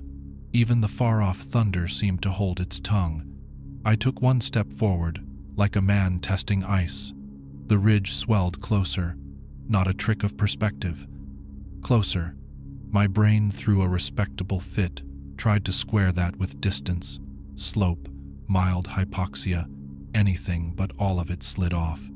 The smart thing would have been to turn around, head back the way I came, and call it in. I turned and couldn't find the trail I'd been following. The forest behind me was not the forest I'd walked through. The laurel ringed the meadow differently. A beech that had been on my right stood on my left. My own boot scuffs ended 5 feet from where I stood and didn't point in any direction at all. The air pressed against my ears like I'd driven up a mountain too fast. I swallowed and couldn't pop them. I looked back at the ridge, and my gut went ice cold. It was moving, not in some slow, geological way. It was advancing low to the ground at first, as if it were sliding, then rising again, like a thing that pulled itself forward without moving its base. The line of its crest crawled, subtly at first, then faster, until it ate a finger of sky I'd been using for a reference. I could see details now. A dark notch near the center, a bare rock face that looked wet though it hadn't rained, black tree silhouettes clinging at angles only black trees would tolerate. Shadows lay in banded seams that seemed deeper than they should be, like the ridge contained more inside than outside. I backed up. My boot caught a root. My knee gave and then caught again before I went down. I didn't take my eyes off it. The ridge stopped moving. The world hung in a kind of paused breath. Somewhere far away, a branch cracked and did not fall. I heard my own pulse, a hard tick in my jaw. I pulled the cedar bundle from my belt and squeezed it so tight I felt the sticks bite my palm. I don't carry it for show. I pressed a bit to my teeth and let that dry, bitter taste sit on my tongue, the way my grandfather taught me when a place needed to know which side of the living line you walk. I muttered the half-prayer he muttered when he wanted something to leave him alone without making an enemy of it, then began to walk backward the way I thought I'd come, eyes on the moving dark. The ridge didn't chase. It just held its ground, looming, big as a courthouse in a small town, and 1,000 times less interested in what I thought about it. Trees closed the view like a curtain. I didn't wait for an encore. I pivoted and pushed hard, letting gravity take me downslope in long, careful strides. My compass needle floated and spun, then pinned north where north wasn't. The GPS froze and then showed my dot marching in a straight line toward a blank space that had never existed on that map. Thunder rolled like someone dragging a piano upstairs. I broke out into a clearing, one I didn't recognize, just as the first fat drops of rain began to smack the leaves with that greedy, sudden sound summer storms make when they decide to get serious. The sky overhead went from bruise to iron. I finally found a bearing I believed, east by southeast, picked the most reasonable vector to hit a marked trail, and started moving like my knees belonged to somebody younger and less careful. I didn't see the ridge again that night, but I felt it, not paranoia presence, the way the air seemed to pull toward the direction it had been in, tugging the hairs on my arms like a tide moves weed in a lake. Every time the trail bent, I let it bend farther away from that pull. Every time lightning flared and threw the trees into negative, I expected to see the line of a dark crest cut against the white. I didn't. I ran anyway. By the time I hit a blazed trail, the storm had blown over with the cheerful indifference weather has for what it ruins. The forest steamed. Frogs started in the low places like someone had switched them on. It was full dark under the trees, but the sky held a last light to the west like a secret kept too long. I radioed in a banal status, crow clear of sector, returning to station, and made my way down. Back at the station, I pulled every topo map we keep for that quarter of the range, spread them across the table, laid my phone photo down like evidence. There's no ridge in that sector. There never has been. The quads agree. The old timber maps agree. The elevation models agree. I triangulated from my lookout's known coordinates, traced my 178 degrees line, and hit nothing taller than 1,000 feet above base. Whatever I saw wasn't on paper. I told myself I'd go back at first light with a second set of eyes and the sense God gives people after they sleep. I wrote the blandest log entry of my life. Late patrol, investigated distant feature, limited visibility due to weather, no hazards encountered. I drank water like it was a cure and lay down on the narrow station cot to listen to the building creak itself into midnight. I dreamed I was walking a ridgeline as thin as the blade of a knife, and the knife was being drawn through the world. That's not a poetic way of saying anything. It's just the closest description I can give for the sensation of it steady forward, the ground narrowing under me, the sky split and stitched by thunder, I woke with my heart banging and the dark looking at me through the window like the face of a pond at night. In the morning, I found a partner, Naomi Glass, who does not waste words and has a habit of standing in a doorway until the person talking to her realizes they've been saying too much. I told her curious observation and weird optics, and she gave me a look that said, "Don't tell me fairy tales," and pulled her boots on anyway. We hiked to my lookout under a clean blue sky that pretended last night hadn't happened. When the rock came into view, I felt the tightness in my shoulders unspool a notch. Familiar places are a kind of medicine. "Show me," Naomi said. I pointed. "Last night, just there, past that stand of tulip poplar, a ridge where there isn't one." She shaded her eyes. "I see the same old softbacks," she said. "No extra teeth." We glassed the horizon in turns. Nothing wrong. I dug out my phone, pulled up the photo, the dark wedge I'd captured, and tried to line it up with the sky. My framing was right. The ridge wasn't. "I believe you saw something," Naomi said, because she's not unkind. "But if it's not there now, it's not there now. Maybe I got turned around," I said, and heard how weak that sounded coming out of my mouth. We ate trail bars we didn't want and let the wind work our collars. A raven crossed the valley on a lazy line. When Naomi left to check a water bar farther up the trail, I stayed on the rock and stared at the horizon until the skin between my shoulder blades prickled exactly the way it had the day before. There, a blacker line than the rest, faint, like a crease in the world where someone had folded it and smoothed it again. If I looked straight at it, it softened. If I looked away just to the side, it sharpened. I blinked and it was gone. I blinked again and it was back and farther to the right by a finger width. "Naomi," I called, "come look at." When she turned, the line melted. The air thinned. I felt ridiculous, even as some older part of me bristled. The thing about carrying cedar isn't that it makes you superstitious. It just convinces you to be careful about which words you aim, at which places. We made a plan. I'd go again, but not alone. We'd set a hard turnaround.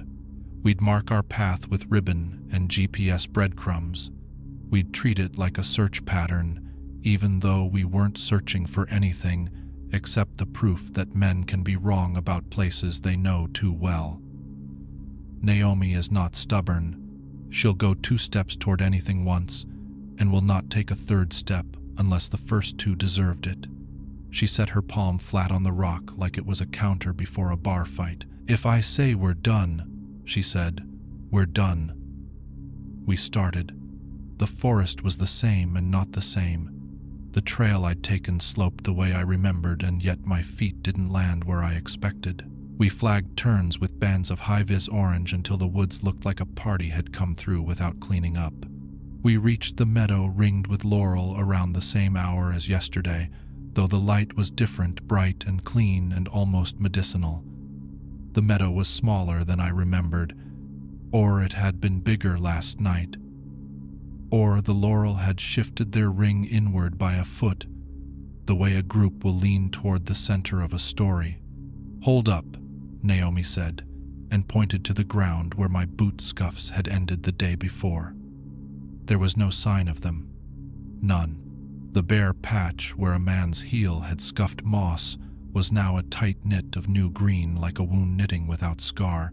"I don't like that," she said, which for her is church bells. We stood. The valley below lay out as if nothing in it had ever been wrong. The sky pressed blue down into every seam. "There," I said, because the line had resolved again, a darker tooth beyond the far tree line. Naomi lifted her binoculars slowly, patient. "What am I looking for?" "You'll know it," I said, and hated that because it's the thing men say right before someone gets hurt. She lowered the glass after a long minute. "I don't see your tooth," she said. "I see heat shimmer and an old black snag that looks like a finger if you want it to. I see a cloud shadow. I see you not breathing right." "I'm breathing fine," I lied. My lungs felt like I'd run up steps. We stayed an hour. The ridge didn't show for her. It flickered for me and then held steady. When I took a step toward the place I'd walked yesterday, Naomi put her hand on my shoulder and gave the gentlest squeeze. "We agreed," she said, and the voice she used was the one you use with a child who has set his hand on a hot stove once and is about to do it again because he can't believe last time was real. We left. The forest exhaled. Back on the main trail, the day felt ordinary and almost silly. At the station, we wrote the kind of report that leaves room for weather and fatigue. Naomi filed a separate addendum that I didn't read, but I know her handwriting when it shows up on the notice board. No solo patrol beyond lookout until further notice. Trail markers compromised. Orientation anomaly. The word anomaly sits in your mouth a long time after you say it. That night, the ridge came to me. I don't mean in a dream. I mean I woke around 1:40 to the sound of the building's metal gutter ticking the way it does when the temperature drops fast, and the window over my desk was dark in the wrong way. Not night dark. A darker shape stood against ordinary dark. A black slope cut across the square like someone had leaned a mountain against the glass from the outside. It didn't make sense. It didn't need to. I lay there with my mouth dry and my shoulders pressed into the cot and listened for the sound a ridge would make if it moved, and the terrible thing is that I heard one. Not rock falling, not trees cracking. A soft, steady slide, like a lot of small things shifting together in the same direction, a hand smoothing a blanket over a sleeping body. It moved once and then stopped. The window went back to being a window. My breath came in a long, thin thread out of my chest. I got up, bare feet cold on the station's tile, and went to the sink, turned the tap. Water hissed and ran clear. I let it fill a glass and sat down at the desk with the glass between my hands like a warm thing and watched the window as if watching matters in these things. Sometime before dawn, I must have slept with my head on my arms, because when the birds started up and the black went gray, my face had lines pressed into it from the grain of the desk. The window was a rectangle of morning. No ridge. Trees. My truck. Naomi came in early because she does that when she's waiting to see if she needs to be worried about a person. She looked at me and didn't comment on the marks on my face. "Coffee," she said, and made it too strong. "What would you do?" I asked her, "if there was a place you knew, and then the place stopped agreeing with you about what it was?" "I'd stop asking the place to agree," she said. She slid me the mug. "We're closing that spur for a week. Storm damage, trail maintenance, sensitive wildlife. Pick any sign. I don't like it, and I don't like you around it." "I can file the closure," I said. "You can take a rest day," she said. I didn't take a rest day. I drove instead, long loops on paved roads that pretend the mountains are gentle. Every bend showed me old ridges I knew by their scars and shadows. Every bend tried to teach me how to forget a thing by replacing it with 100 ordinary things. It didn't take. Over the next month, we got 3 calls from hikers in that quadrant, all almost nothing. Saw a ridge I couldn't find on the map. Weird perspective on the overlook, like the horizon breathed. GPS track looks like spaghetti. We chalked it up to weather, to fatigue, to the way people carry their own ghosts into a landscape and then go looking for a body to fit them. If you want a tidy end to this, someone else saw it, or we found a fold in the earth with bare rock like a spine, or I could give you coordinates and tell you to go test your courage. There isn't one. I have gone back, not alone, not since. Sometimes the ridge is there for me, dark as a closed eye. Sometimes it isn't. It has never shown itself to Naomi. It has never shown itself as openly as that first night when it walked a mile to meet me halfway. If you're in the Blue Ridge and you spot a ridge you don't recognize, especially one darker and sharper than the rest, don't go toward it. It'll stay just out of reach until it decides to close the gap. And when a place decides to move instead of letting you move to it, you are not in a conversation anymore. You are in a lesson. You may not like what it teaches you about where you're standing, and you will not enjoy how far it can lean. My name's Thomas Waya, and I've walked these mountains since I was old enough to follow my father on a deer trail. I've seen the Blue Ridge in every season, in every mood, gentle in the spring when the mountain laurel blooms like spilled milk along the ridges, fierce and cutting in the winter when the wind comes down from the high peaks like a living thing with claws. I've felt the summer heat rise from the ground until the air shimmered, and I've stood under the gold of autumn trees so still that you could hear the leaves breaking loose before they fell. I know these mountains. I know how the fog smells before the rain, and how the moss grows thickest on the north side of stone. I know how to tell the age of a fallen log just from the way the fungus curls at its edges. I know how a barred owl's call, deep in the dark, can sound enough like a woman crying that it can freeze a man mid-step if he's alone and already uneasy. I've been a ranger here for 15 years, long enough to learn the truth of a lesson my grandmother once told me. Not every light in the woods belongs to something you should walk toward, but some nights the mountains test you anyway. It was early October, the kind of night when the fog doesn't just hang in the valleys, it moves, curling low like slow water flowing through unseen channels. The day had been unseasonably warm, enough that my shirt clung to me by mid-afternoon, but by sundown the air had turned. The damp chill carried a weight with it, the kind that sinks through your clothes and into your bones if you linger. The trees were in that in-between stage of autumn, still mostly green, but with the edges of the leaves burning orange and red. The wind, light as it was, carried the brittle scent of dying leaves. I was on an evening patrol along one of the old fire roads that haven't seen a vehicle in decades, but still snake through the woods like the bones of something ancient. Most visitors never know they're there. Even some rangers don't like to walk them.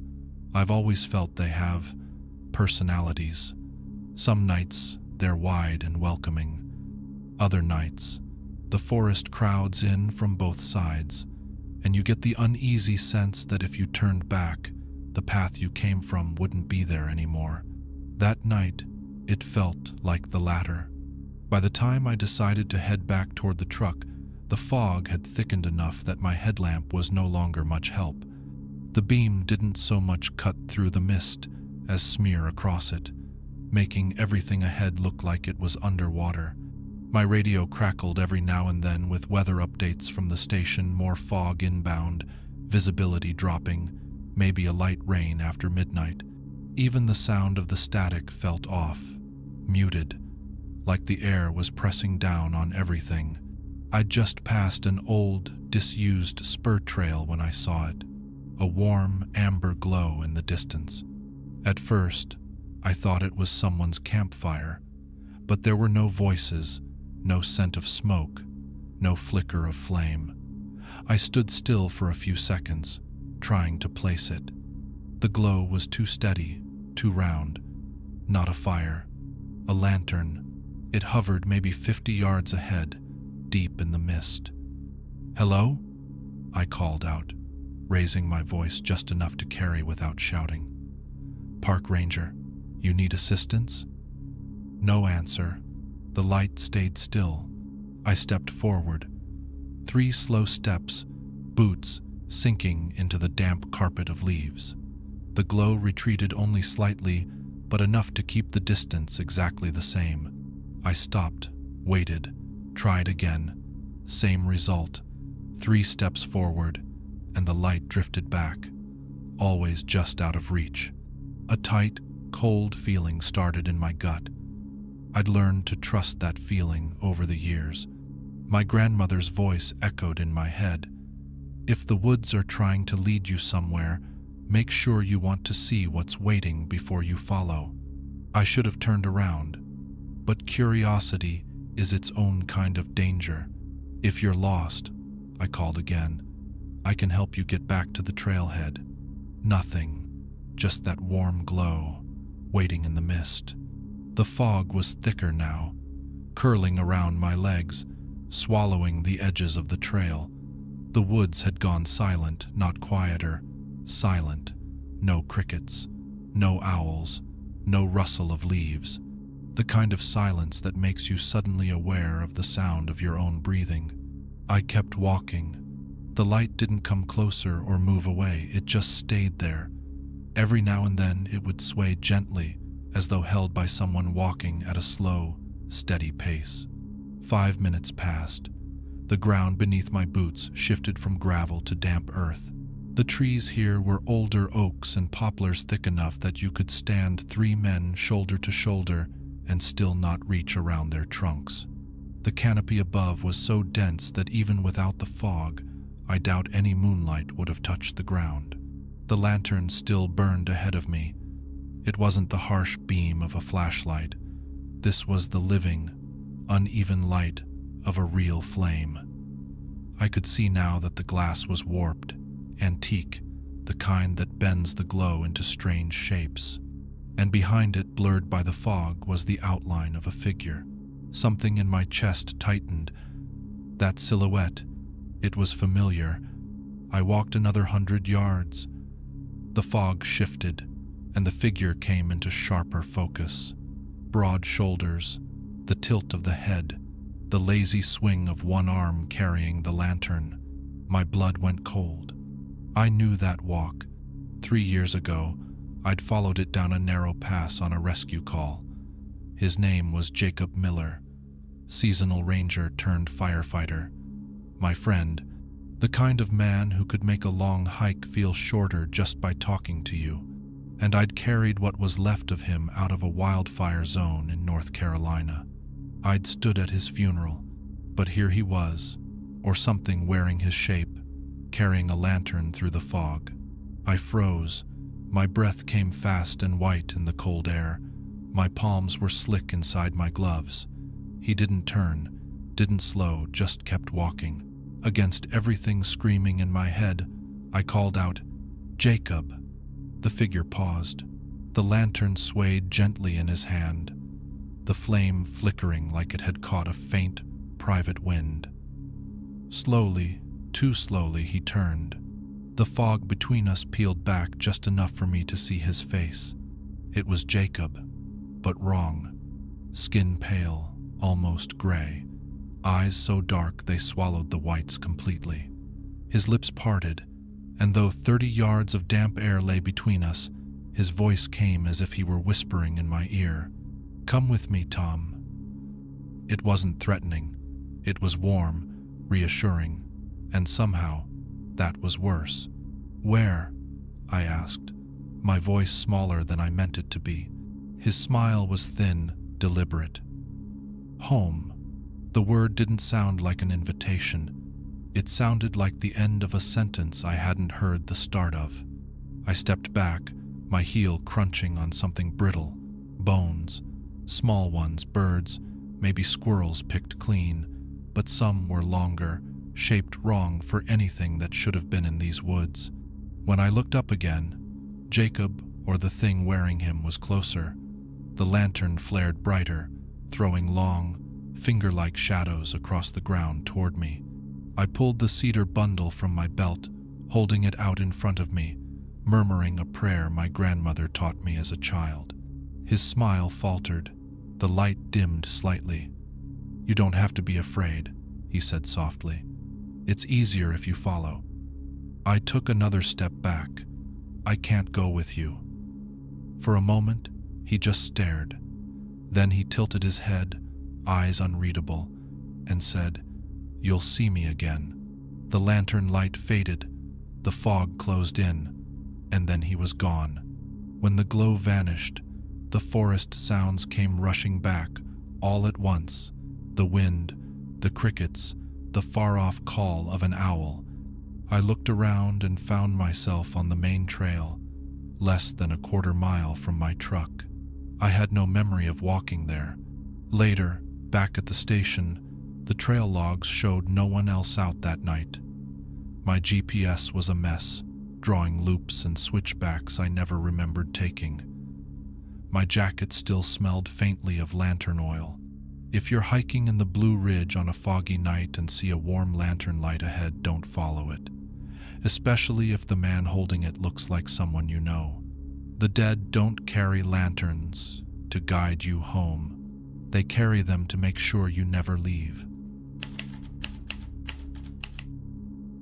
My name is Sarah Standing Deer, and I have learned to trust the seasons the way some people trust clocks. Up here in the Blue Ridge, the year turns like a great, slow wheel. Spring returns in a wet rush of frog song and fiddleheads. Summer lays itself down heavy and green. Autumn pulls the light long and thin, makes the ridgelines burn with color. Then winter comes quiet, patient, and absolute. I've worked these mountains long enough to read the year in the smell of the dirt and the pitch of the birds. So, when I stepped into a clearing in mid-October and found snow up to my calves, white as bone and fresh as breath, I knew the mountain wanted to tell me something it didn't want written down. The call that sent me there wasn't anything dramatic. No missing hiker, no bear in a picnic area. Just an old farmer on the private land boundary who phoned the station because he'd hiked his fence line and seen winter where it didn't belong. He said it twice, like he was embarrassed to be saying it at all. Then added that his grandfather used to warn the children about places that keep cold because something down there is still hungry. The dispatcher wrote it up as possible microclimate anomaly and pushed it to me because I was already headed toward the eastern sector to check blowdowns. The day was bright and wrong for snow. The sky lay high and rinsed. The leaves turned like coins in a shallow river. Yellow tulip poplars littered the trail, and a warm breeze kept disturbing the thin curls of bark on the dead birches. My breath didn't show. The creek we crossed ran low and clear, with little minnows flashing like metal chips in the riffles. If you had taken a picture of the afternoon, anyone would have guessed 70 degrees and easygoing. The old man had given me a series of landmarks. Past the second stile, follow the logging road remnant until the cut stones appear. Keep left at the red maple with the lightning scar. Then you'll know. Even the way he'd said those last two words, quiet, resigned, ran a chill up my arms. I carried my usual kit: radio, trauma roll, space blanket, cedar bundle tied to my hip. Since the first time, I felt the ridge lean in and listen when I said my name. I don't walk alone without cedar. My grandmother taught me short prayers for short distances. For long ones, you walk with your mouth shut and your eyes open. The logging road was nothing more than a pair of ruts and a different texture of undergrowth. A pileated woodpecker worked a dead hemlock 100 yards off, and the thunk of its beak traveled through the cool shadows like the sound of someone hitting a hollow door. I stepped over a line of old hand-cut stone, the kind men hauled out of the slope with mules a century ago, and found the lightning-scarred maple easy. The bark down one side of it had been blown open like a seam. All along the wound, the cambium had healed into a rippled scar, as pale as a healed burn. I turned left, and the air changed. At first it was subtle, a thinness more than a temperature shift. The smell of leaf rot and warm moss fell out of the air like a hand had closed around it. Birdsong thinned and moved back. I walked 30 yards and watched my breath do what it shouldn't do in mid-October: gather white in front of my face and twist away. The clearing appeared the way a face appears when you step out of a dark hallway. Sudden and too bright. The trees ended in a circle as clean as a deliberate cut. The middle of it was snow, new fallen, with that tight look it gets after a windless hour. the surface slightly dimpled where the crystals knit to each other, the top 3 inches dry and whispering, the bottom inches dense with the cold that lingers where light cannot. I stopped at the tree line, every part of me insisting I state my name to the place like I was knocking on a stranger's door. "It's Sarah Standing Deer," I said, voice low. "I'm here to see and not to take. I'm here to walk through and not to stay." The snow didn't answer, but the air eased just a fraction, just enough that I could draw a full breath. From the border where the leaf litter ended and the white began, I could see the prints. They didn't start at an edge.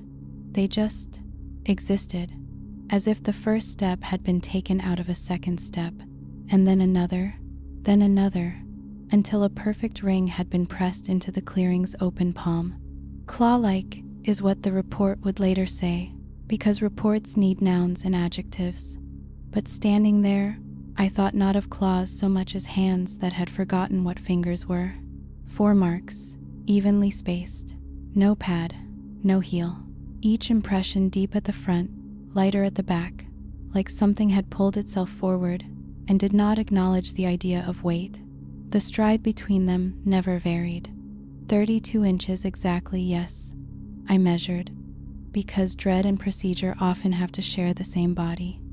I stepped onto the snow, and it spoke the way winter always speaks, a dry shush under my boots, a muffled complaint from the compressed layer below.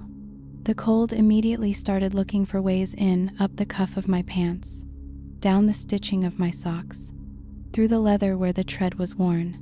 My skin tightened along my jaw and at the corners of my eyes. A wind moved where no wind moved. The ring of prints was perfect. I walked along it with care, matching its curve with a slight lean, my breath stumbling in front of me, then drifting sideways as if something stood to my right and guided it away. I counted quietly in my head to keep the shape. 1, 2, 3, 4, the length repeating like a measured song. A circle is the simplest shape and the oldest argument. It says stay in a way that makes your feet forget how to turn. Halfway around, I saw what the old farmer meant when he said, "You'll know." On the far side of the clearing, a white oak had shouldered itself out of the slope and into age. Its root system rose from the ground like a slow breaking wave. All that thick wood and soil held above the surface in an arch big enough to crawl under. Beneath that arch, the snow disappeared, not melted. I want you to hear that word clear. Not melted, not slumped, not discolored. It simply stopped, as if someone had pressed a bowl against the ground and told winter it couldn't go there. The ring of prints reached that clean edge and didn't hesitate. It stepped across the line where cold ended and darkness began and continued, unbroken, into the root's mouth. Where the light couldn't reach, the impressions deepened until they were simply absence. The arch didn't hold a cavity so much as a decision. Black, absolute, lidless. I bent a little, headlamp on low, and shined into that dark. The beam stopped an arm's length in, like the air had turned to stone. I felt the old urge to say a name that wasn't mine to say. Grandmother, watch me, but we don't call on our dead casually up here. We ask them to rest, unless what we want them for is protection. And even then, we ask softly. I crouched and laid a sprig of cedar at the boundary where silence began, my hand careful not to cross. I felt the cold worry my knuckles, heard the way the snow dried the sound off my sleeves when I brushed them. I listened. There was no drip of thaw, no root hiss, no shy, burrow things rustle. Only a tiny, steady movement happened, and it came from within the circle, not the tunnel, a fine falling, like the sound of someone rubbing salt between their fingers over a glass. I followed it with my eyes and saw. Every few seconds, a single snow crystal detach from the edges of one of the prints and tilt into the print's depression. The whole ring was still forming, or rather, still deciding how it wanted to be remembered. I have stood at bedsides like that. The quiet was the same. On the left root, The bark carried 3 vertical cuts, each about as long as my palm and too straight to be from weather. I took a photo, then another at an angle, because the light played tricks on me, and I thought I saw the inner cambium blanch around the marks like a wound tightening. On the right side of the arch, tucked where the shadow just began, lay a small heap of things the way a child will pile stones, purposeful and careless at the same time. I stayed on the snow and leaned, and saw a bottle cap, a twist of red thread, a hair clip with a cracked blue flower, and a little brass bell. When I reached out with my gloved hand and tapped the bell, it did not ring. A weight lived in it that did not belong to metal. I radioed the station. Static, then the clipped calm of dispatch. Copy. You have snow accumulation in October, private boundary. Any active hazards? I wanted to say time, but I said unknown. No falling limbs, no visible predators. My teeth tapped on the last word because the cold had moved a long way into me and found my bones. Advise you mark and return at first light with a second, dispatch said. Weather holding? I looked up at the circle of sky. It was bright and thin as the inside of a shell. The breath that left my mouth fell like it had weight. Clear, I lied. I'll flag all 4 quarters and head out. I didn't want to spend the night on the mountain with that taste in the air, but I wanted to leave that clearing without doing something proper, even less. I cut 4 small flags from the survey tape in my pack north, south, east, west, and tied them to saplings just at the border where the leaf world resumed. The tape hung limp. When I crossed from snow onto leaves to tie the first one, the temperature hit my face like a hand withdrawing. I could smell loam again, wet leaf tannin, the green sour of crushed fern. When I stepped back onto the snow for the western mark, that smell fell out of the air as if someone had shut a door. I completed the circle of tape, then stood a long minute because something in me insisted that if I left wrong, I would return wrong. I turned sunwise once, slowly, murmuring the prayer for departure my grandmother had given me, for places that feel old under your feet. I came with my name. I leave with my name. I carried what I brought. I leave what you gave me. The words comforted nothing but the part of me that had been trying to run since I first saw the white. The tunnel did not breathe, but the edge of it felt like the instant before a sleeping child startles some small, poised potential gathered in the dark. I slid my cedar bundle back into its loop, and as the twine passed my palm, a piece of bark flaked from the tunnel's roof and fell in a slow, ungenerous way. It did not make a sound when it hit the absence beneath the root arch. It simply ceased to exist as something I could measure. I turned away and stepped toward the tree line, my boots whispering in the snow, the prints taut around me like the rim of a drum. When I reached the leaves, I did not look back. The first branch I pushed aside had condensed water on it. It wet my sleeve and carried the smell of October. The second branch didn't move the way it should have. It slid under my fingers like something stiff, then softened and swung aside. I marked that in my mind and did not ask it to make sense. The trail back felt longer by half. The temperature rose in a band, then fell again, then rose for good as I hit the old stones and the logging ruts. I kept a good pace, the kind that feels like you're trying to move your blood faster than your thoughts. When the first cricket called, I almost laughed with the relief of it. At the station, I wrote the first report in clinical lines. Unseasonal snow accumulation, approx. 26-28 cm at center. Circular trackway, 4 impression pattern. Stride 32 in. Depth variable. Subterranean opening under Quercus alba root system. 0 visibility occlusion with unusual light absorption. Temperature gradient at ecotone exceeds expected differential by subjective estimate 20-25 degrees. There are ways to tell the truth inside a shape that will not injure the person who reads it. I didn't sleep well. Every time I shut my eyes, I saw that single snow crystal falling over and over into the print.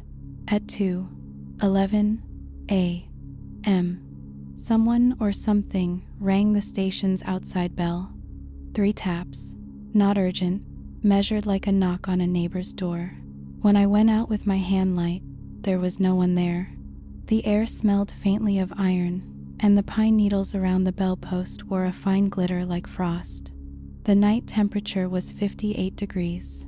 At first light, I brought Caleb from the south sector and a new ranger named Inez. We hiked in with shovels and probes and a thermal camera on loan from wildlife. The day had dawned warm again, and I wondered whether we'd find nothing but wet ground and our own footprints, the way it often goes when stories go to ground. The clearing was white. Snow lay there as if night hadn't happened. Our flags hung flat, 3 bright parentheses and a question mark. The ring of prints was sharper, more perfect, as if the cold had spent the dark hours tidying its handwriting. Where the circle crossed the tunnel mouth, the impressions had deepened and then gone. The way a song goes through a closed door. Inez is the kind of person who walks like a question, curious, direct. She reached for the thermal camera and scanned the clearing, adjusting the range until the display showed the world in false color. The snow blazed cold, a clean flat blue. The trees around us warmed to green, yellow at the sun-struck edges. The tunnel reeds took a second to resolve. Then the screen showed a darkness that wasn't blue at all, but black. An absence even the instrument didn't translate. Cold isn't even the right word for what the camera failed to make of it. It was not temperature. Caleb eased his shovel's blade into the snow beside the trackway, not crossing it. He lifted a square foot of white and exposed a layer beneath I have only ever seen under lake ice. Granular, gray-shadowed, like something had been breathing up through it, and the breath carried silt. It smelled like a root cellar that had been sealed since grief damp, iron, the sweet of old rot. He looked at me over the shovel. I shook my head, the way a person shakes their head before someone opens a letter they don't want to read. "Let's document and go," I said. "We don't touch the circle. We do not touch the tunnel." "Think it's a sinkhole?" Inez asked, but her voice came out whispering, like a person in a hospital room. "It's a mouth," Caleb said, and then looked like he wanted to apologize to the air. I took a few hair samples from the root arch, where bark had snagged something soft, fine, and almost translucent. Not animal fur, not plant fiber. The evidence bags felt wrong in my hands, like I was taking a photograph of someone without their consent. I slid a cedar sprig under the flap of one bag before I sealed it. I don't know what that does for polymer, but it did something for me. Before we left, the farmer who'd called us came up the logging road slow. He carried a thermos he didn't offer, and a face that looked like he'd moved the same grief up and down the same path for a long time. He stood at the edge of the leaves and did not step on the snow. "My granddaddy used to bring us here when there were 3 of us," he said by way of greeting. "Said if we ever heard bells in October, we were to go home by the road and not the wood. Said if we ever saw a fox with human eyes, we were to spit and walk backwards and think about anything but our names. Said there were places that kept cold because something down there was still hungry."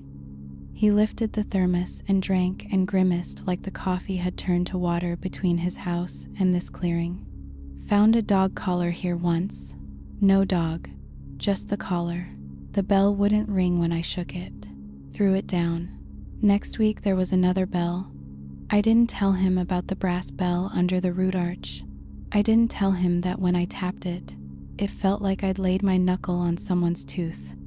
We flagged the approach from the main trail with a closure notice that used words like unstable substrate and suspected den. We keyed the coordinates to a private code on the station map. We wrote our little lines and put them in a little folder. On the hike out, a wind came up out of nowhere, warm and carrying leaf skin. Half a mile from the clearing, The sweat on my back cooled as if a hand had passed over it. That night, I dreamed. My grandmother stood at the edge of a field of snow and pressed her hand to the air in front of her. "This is not for us," she said, and behind her voice, I could hear the tiny, endless sound of a single snow crystal falling into the same print forever. A week later, after a rain that should have washed any October foolishness out of the woods, I hiked back alone to check that the tape still hung and the sign still stood. The day was bright and leaf-heavy, the smell of tannin thick as tea. The clearing was white, as if someone had taken a razor to the season. The brass bell lay on the snow this time, 3 inches inside the circle of prints, not under the root arch. I stood and stared at it until my eyes watered. Then I backed away the way you back away from a sleeping dog you don't want to wake. If you walk the Blue Ridge in autumn, and the air around you turns thin, and your breath makes a shape it should not make, turn back. If you step into a place where winter has staked a claim the year didn't grant, do not step into the prints. No matter how perfect the circle looks, no matter how gentle the snow sounds under your boots, do not put your hand under the roots to see how far the dark goes. Some cold is just the weather. Some cold is a boundary, and there are places up here where the snow never melts, because what lives beneath it does not sleep.